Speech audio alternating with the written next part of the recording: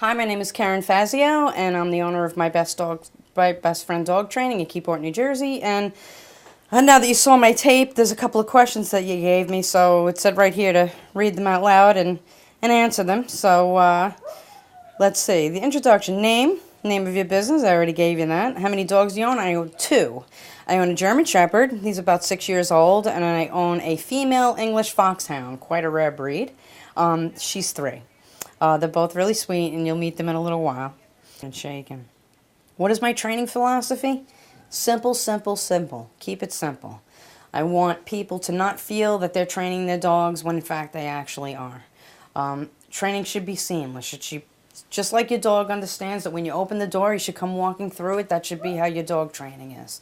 I also want people to feel like I'm their best friend.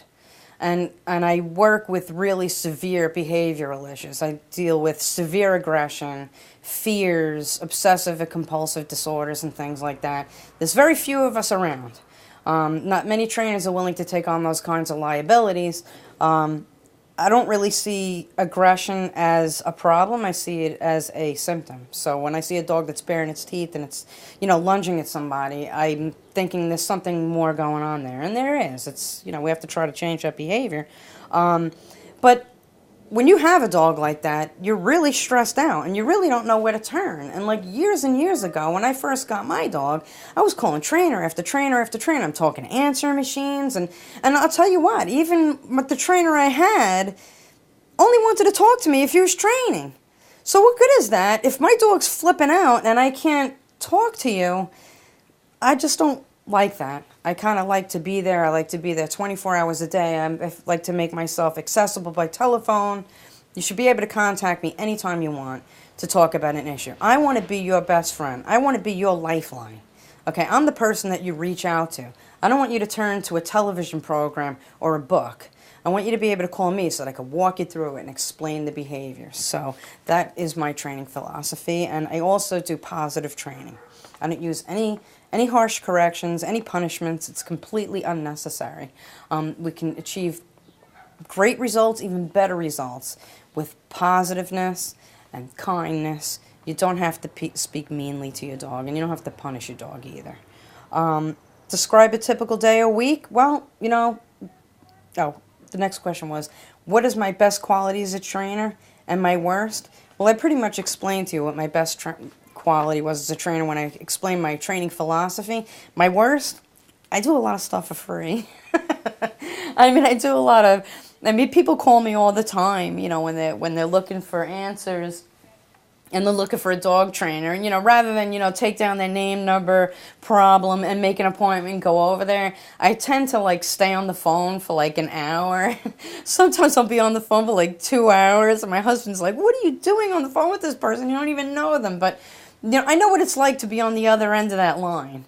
I know what it's like to be stressed and not have somebody to talk to. I want you to be my trainer, but I don't want to wait for you to come to my house. I'm having this now. I'm having this issue now. What do I do? So it's my worst characteristic, if you could say it, is to spend a lot of time on the phone talking to these folks about their problems and trying to assuage some of their fears and make things a little bit better. And you know what? Most times I get training out of it, and sometimes I don't. Sometimes just having the information is enough. And, to me, I did my job. I'm not in it to be a millionaire. I'm in it to solve serious dog issues. So, let's see. Do clients keep coming back for advice or for help with new dogs?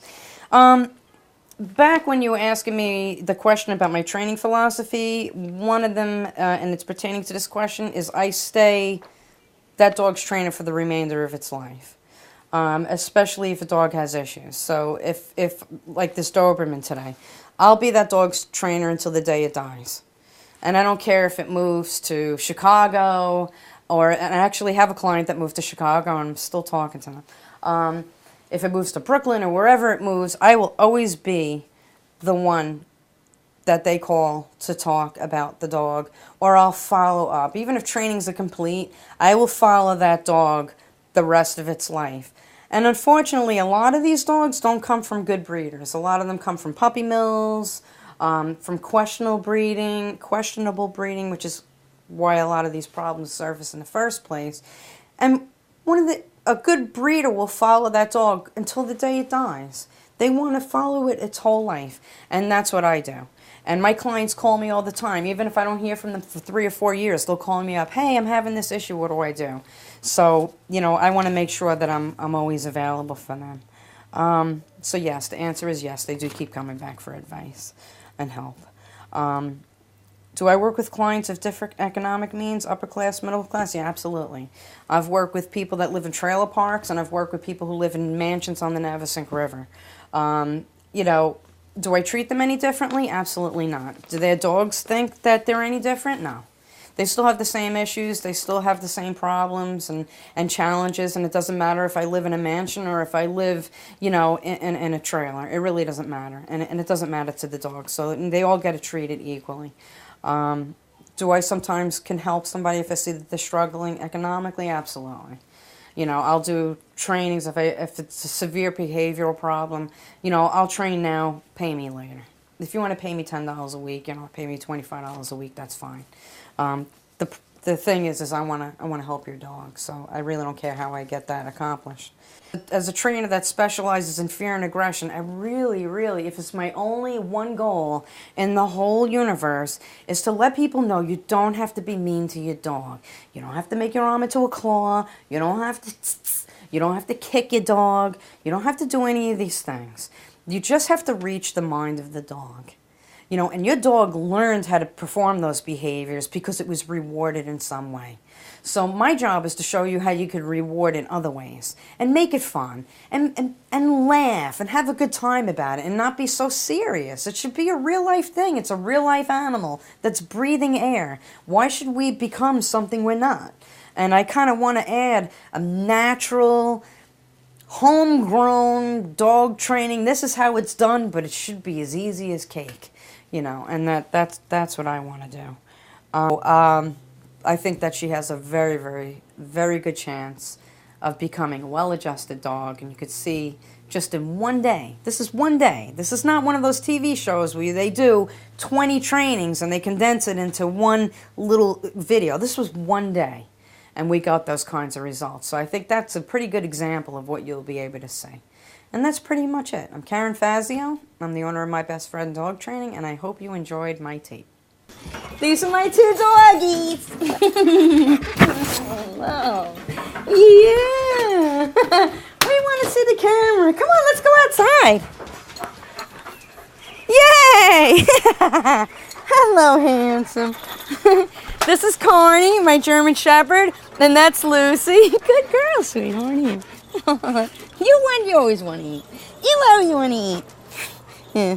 This is Lucy.